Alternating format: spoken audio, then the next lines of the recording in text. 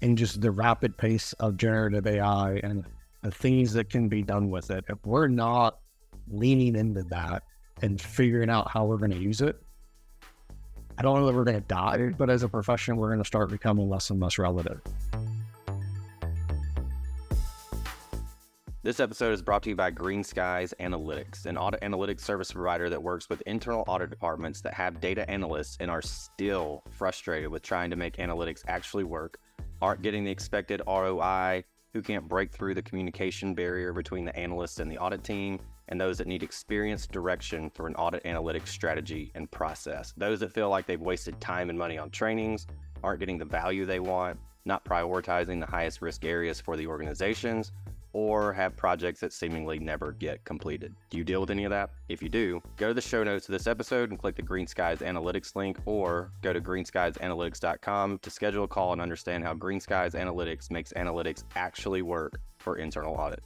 Hello, everybody, and welcome to another episode of the Audit Podcast. I am your host, Trent Russell, and today on the show we have Chris Jessup. He is a manager of Audit Analytics at CSX, and one of someone that Chris and I have in common. They met prior to the show, and this person sent me a message, said, "Hey, Chris is going to be on the show. He told me that he's going to be on the podcast, and so I just wanted to send you this message." And I read it and I went, all right, that's probably a better intro than I can do, and it was unsolicited, and so I'm going to quickly read the message from that person that they sent about Chris. Chris is a humble guy who probably won't sing his own praises. Think that is true. So let me do a bit of that for him. Back when we worked together at CSX, Chris was an incredible mentor, not only to me, but also to other auditors diving into data analytics. He had a knack for finding projects that were perfect for beginners, ensuring that they could both contribute and learn. Chris was always there to explain the bigger picture and clarify our goals without micromanaging. However, he made sure we knew his door was always open for any follow-up questions. I often tell Chris he did a great job mentoring me for those 2 years when I was a staff auditor. So anytime I can get an unsolicited message from someone about how great someone else is on the podcast, I think that speaks more than anything that I could say about them and the time that I've spent together with them. So I wanted to mention that. All right, so a couple of things that Chris and I talked through, though. The coolest thing that he's built, and this thing was pretty cool, with analytics and automation. And then Chris's story is similar to mine and some other folks in audit, in that started off probably external audit, moved into internal audit, somewhere along the way developed this passion for analytics, and then took that and became the full-time data analyst in their organization. And so wanted to understand Chris's story so that hopefully the listeners can take that and go, all right, if we need to promote within or make someone the full-time analyst, what characteristics should we look for? How do we know who that person is? Because we've seen mistakes people have made. Hey, let's just get the smartest person. Hey, let's just go get somebody from IT audit. They will be able to do it right. And that's not the case. So that was kind of the overall goal of this episode. But then within that, so Chris has been the full-time analyst for a few years now, and similarly, other folks are in that position. And we wanted to say, hey, what do you feel like you now need to take analytics to the next level within your internal audit department? So we talked through that also. All right, with that said, here we go. What is in your internet browsing history or your ChatGPT history? So for ChatGPT / Copilot, I have personal life using ChatGPT to kind of drum up a 12-week training plan on day trading. Something I'm interested in. Hopefully don't lose a lot of money doing it, but it at least is building out a good training plan for things to go watch and stuff to look out for. In work life, we're using Copilot. We're trying to pilot Copilot in our office, and I'm using it to develop a audit data project framework that's based on the CRISP DM framework, but translating it for auditors and building out. CRISP DM doesn't have any real speak to roles and responsibilities, so I'm trying to layer that in. What's an audit lead role versus the data analyst versus business partner versus data owner. And at any point, somebody could be in all four seats almost. But so those are kind of my two primaries I'm using it for right now. How's it been in developing a framework? Because and is it, are you doing this from scratch, or do you have something kind of built out already that you are now supplementing with what you're doing with Copilot? So largely from scratch. I have a kind of 3-year strategic roadmap just for embedding data into the audit process as a whole. And with that, getting more formality around what does that look like within an audit space. Crisp DM, obviously, that's an existing framework that I referenced in my prompt, and it decided to pull stuff back, and it got it correct this time. In terms of using it, it gets you off the blank page onto something that you can edit a lot faster, and which works for me. Blank pages are scared. And having that as a starting point allowed me to make modifications, and it's a really good turn research tool. I don't blindly trust what it says, but it at least gets me something to start consider and get the juices flowing. Yeah, to get you started. That's how I like to use it too for a lot of projects. Well, outside of, I guess, what you're building with ChatGPT in terms of what you're doing with analytics and automation, what would you say is maybe one of the coolest things that you've built? The perceived coolest thing I've done recently was, within the organization I'm in, I fall under the director of investigations, which we're all in internal audit, but I directly report to our fraud investigation team. And so I was assisting him on an allegation of payroll fraud that came through recent. The gist of it was one of our employees was leaving work early and using an app on his phone to clock out. I already have issues with that concept, but he was leaving work early and clocking out on the app on his phone. So I started going down the route of what data is available to me. Surely if there's an app, there is ideally IP address, or in this case happened to be GPS coordinates from where he clocked out. Through all those in Power BI, spit him out on a map so we could visualize where he was. And we played a year's worth of data during our conversation with the individual. And you could literally see his drive home because he would clock out at different points on the way. Yeah. And it made the interview for the investigation a lot simpler because you can't argue the visual of, okay, your work location is up here on the top of the screen and you're clocking out progressively closer to your house or at your house. So that was a pretty cool visual use of something that you wouldn't normally think of in a fraud space. Yeah, I don't know why you said perceived. That is cool. I think anybody listens to be like, what's perceived? That's sweet. But it was perceived really cool by the investigation team. They have any idea that you could even do that. For me, I'm like, people map stuff all the time. Like, this got it. Okay. And probably from the person going through the investigation, probably didn't perceive it as very cool. I don't know. They're probably like, that was pretty sweet. I mean, I got caught and busted, but that was pretty cool. I didn't know you could do that.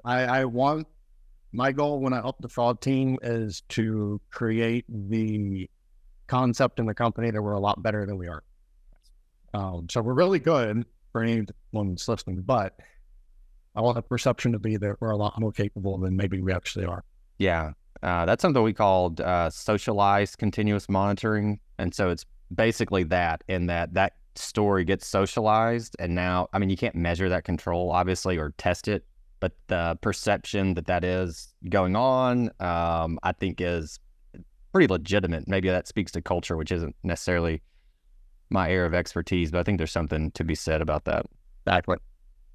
Well, what about how did you get started? I think this is super interesting. And the reason I'm asking this question, which is pretty, vague, and I can see some people going, another, how did you get started question, But the reason I'm asking it is, for most internal audit departments, if they want a full-time data analyst, it's usually someone internal that they have to promote to that position or put in that position.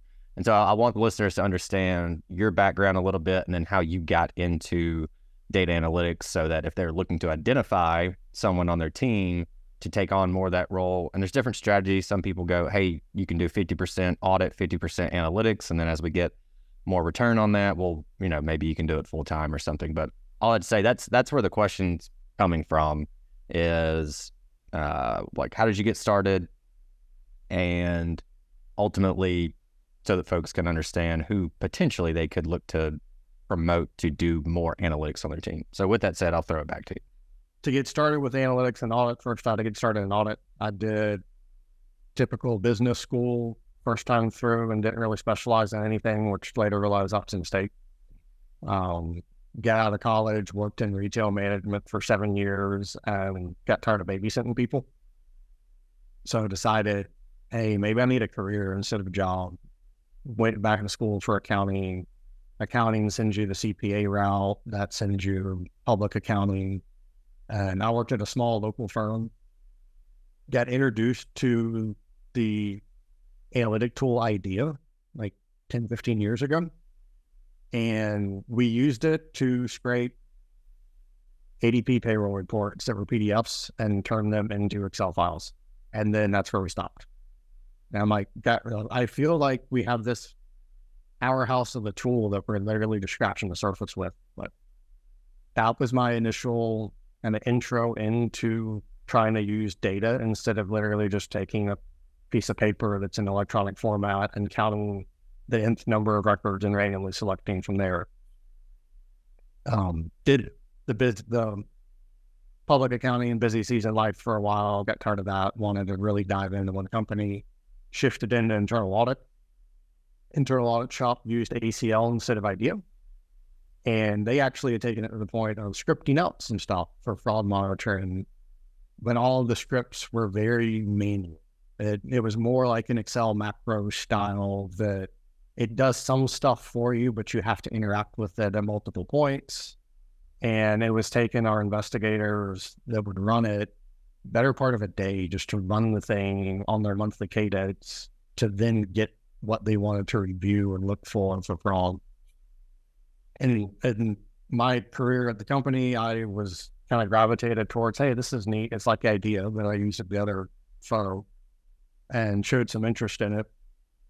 The folks that were the experts moved on with life, and I inherited what they left behind. And then my goal was, I don't want to have to interact with this. Now that I own it, it's inefficient to run this manually. How do I automate it? How do I schedule it? So that was kind of my first unofficial task that I assigned myself was, I want to take what you're doing, but I want it to run on a schedule and I want it to run without human interaction. So how do I use variables? How do I, instead of entering today's date, let it figure out what today is? And was successful at kind of getting the scripts to run automated. It's a fun proof of concept. I had a desktop machine that we would leave in the office turned on all the time, and Windows Scheduler triggered my process. My goal was to prove out the need for a legit server run environment that has a scheduling engine that doesn't break because the machine turned off. And the proof of concept worked so well, they decided just to keep using it until ultimately I left the company, and then it all broke because nobody was there to maintain it. Right. But I think showing that initial initiative, well, I really like this is a better way of doing it, led me to getting more and more of that work to now ultimately that is my day job. You mentioned it, like you start off, you find that individual that's kind of hungry for doing it, and you almost make it their data side hustle. Mm-hmm. Like you got your day job and you can do this on the side.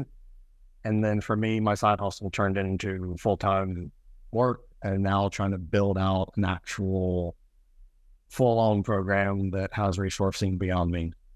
Chris, you know this because I told you before we started recording. I felt like I was, so this for the listeners, I felt like I was basically interviewing or talking to myself and talking to you.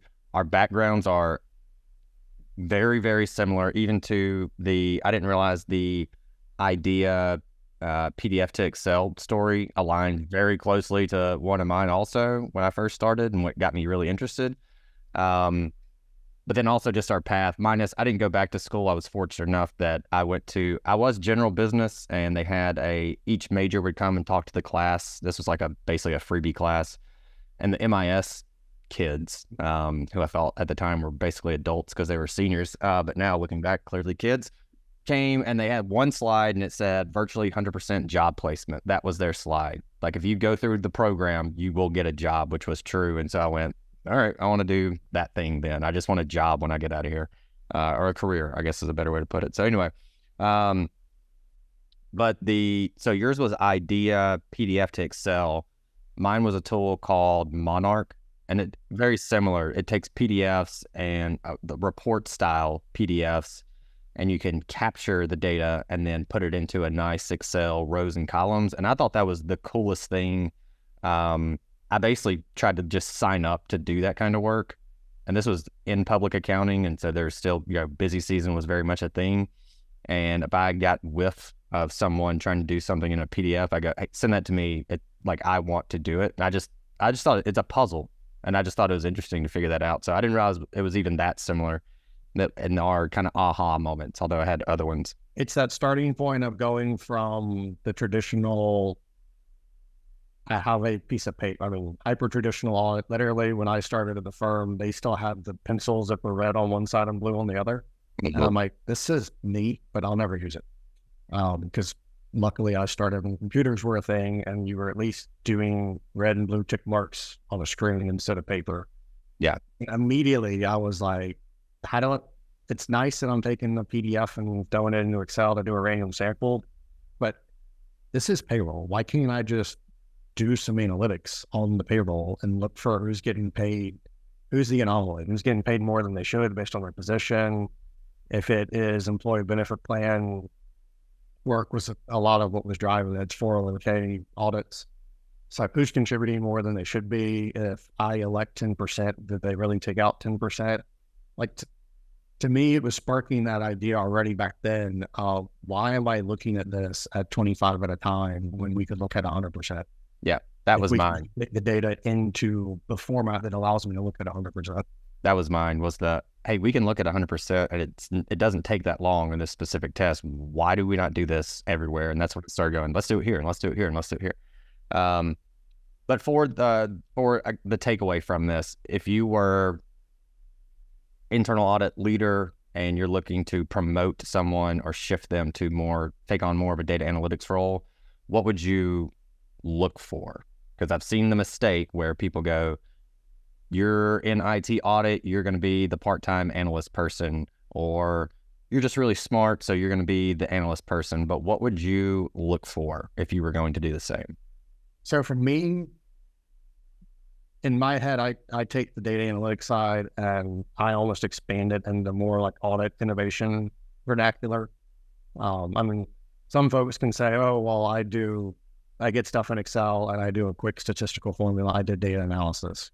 You're not wrong, but you're also not enhancing or being innovative. And I think it's identifying the people you have that are trying to find a better way of doing their job, that aren't just happy with, well, I did it this way the last 3 years, so I'm just going to keep doing it that way because I know it.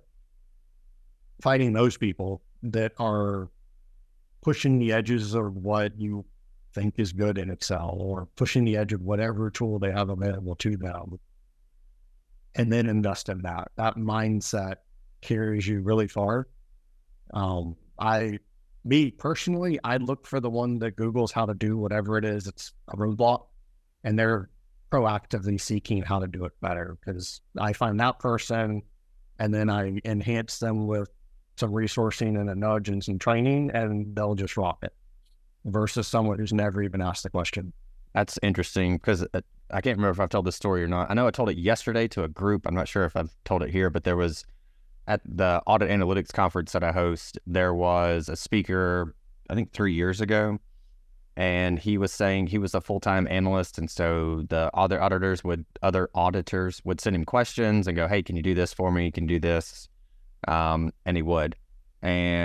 But he would get questions sometimes over Teams, like over chat, that would be, how do you do this in Excel or whatever it was? And so he would go and type that into Google and then take the link and just basically send it to them, or he would make them get on a video call with him. We're like, yeah, I'll show you how to do it. Just, come up, let's have a quick call, pull up his screen, Google it, take the link, send it to the person, be like, that's it. That's how you do it. You use the internet and Google to figure out the answer. Obviously that was his way of saying, take some initiative yourself and go Google this and try to figure it out yourself.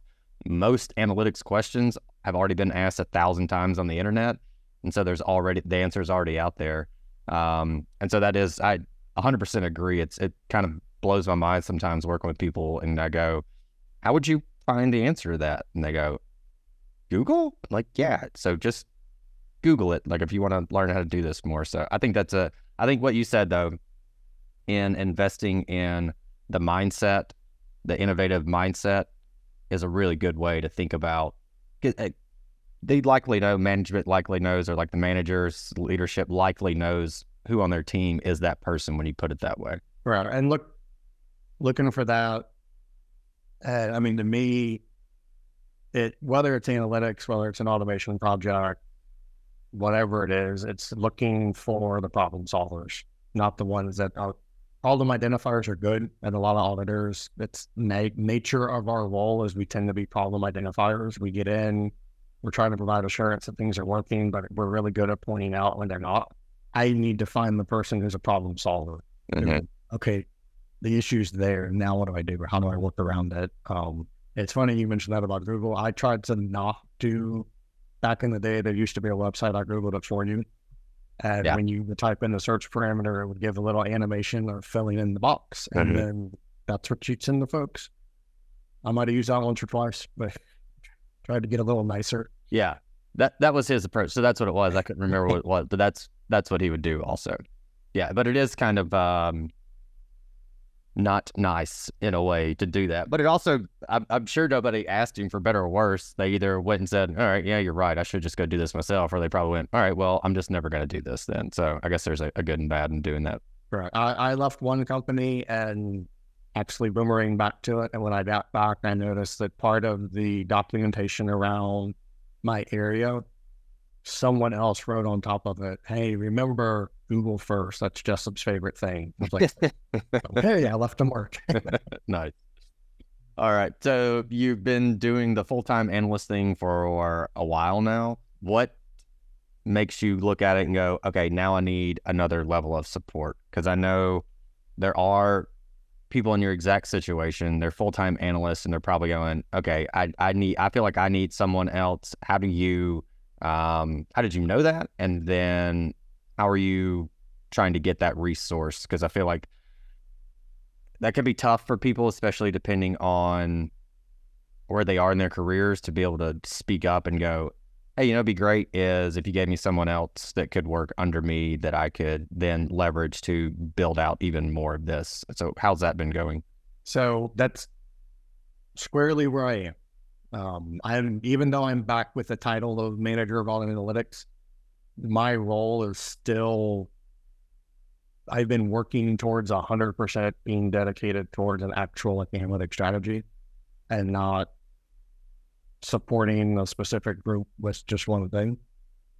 So I think we're finally kind of getting to that point where we're looking at that strategic roadmap. We're planning out how do we fully embed instead of bolt on. And that's been my new thing. Is I felt for a while our company's approach is we've been bolting on analytics to the audit shop, and so it's always a job plus concept or a side hustle, or I think you have phrased it at one point like a side of desk job that when resources get tight or we lose a person and primary work has to get done, this is the first thing that rolls off the table. So my goal is to get it embedded, where if it's core, and it's just like everything else in audit that doesn't roll off the table. Like we're not going to stop looking for evidence. We're not going to stop doing planning and gaining understanding. So why would we stop doing data analytics? It should be that infused in how we do our job. And in terms of finding another analyst, part of, with my background being a kind of business person, CPA first, that just tinkered with analytics, that's taken me to the point of where I am. But I could go hire a college graduate that studied how to code, and they'd be head and shoulders above where I'm at as far as that particular area, and allow me the ability to focus on strategy and kind of keep at that pace. I tell folks around me all the time that I'm finding myself today being the quarterback on the field and the coach on the sideline. And when you start doing strategy, you got to pull yourself out of the weeds. You got to get off the field and get that box view of the whole playing field, which is where all offensive coordinators love to hang out, is I want to be able to see everything that's going on and adjust on the fly, where now you need a quarterback on the field that connects with you. Me bouncing from role to role quickly within a given week it's not efficient on either side. So that's what's making me see the need for the analyst is if we want a strategy, we need someone that's dedicated strategy, which means I'm not executing and doing the day-to-day work anymore. I need somebody else that can do that. So if we're growing to that point, let's start hiring that specific skill set, and we'll find the next person to pour in and invest to bring them up to speed as well. So I would expect if you're looking to bring someone else on, that it would be pretty easy to say, like, that's what I need in order to take analytics to the next level. Or for, again, listeners who don't have a full-time analyst, they might go, hey, I just need to go get one. And that's really what we need. And I highly recommend getting full-time analysts for pretty much every internal audit department, but understanding some folks can't for various reasons. So with that said, is that what you feel like you need, or is there something else you feel like you need in order to go, we are kind of here at a 2 or 2.5 or whatever, we need to go to a 3 or a 4. This is what we need for our department. So getting an extra body to do work would be an amazing thing. Trying to get that individual what it's highlighted to me that I need, that I never would have expected coming from an audit background, and especially a data-driven audit background, is personally, I need to grow in a salesmanship skill set. It's not a school or a skill that I've tried to train in. Go for the technical, you go for the audit. But what I'm realizing is working in a company where data analytics, especially within audit, isn't already a thing, and you're trying to show the need for it, you have to sell it. And I can identify the opportunities. I can even do the proof of concepts like we discussed earlier that turned into, the proof of concept works, so I'll just keep doing that. I have to figure out how to sell the idea that there's such a need out there. It needs more resources than what we have. Yeah. And I'm not the people person, salesperson. I like to interrogate data. I tell my boss, it's the director of investigations, I let you interview people and I'll interview systems, because I know how to get the stuff out of the system and you know how to read people. Yeah. But the people side of getting into any strategy role is something that I didn't anticipate. So that's kind of my personal goal for this year, is develop that ability to not just have the ideas and know they're good, but how do I sell the value of the idea for the investment in the body? Yeah. I'm not trying to be a snake oil salesman. I'm trying to get the right people in the company to agree there's value here, so they invest in the resources.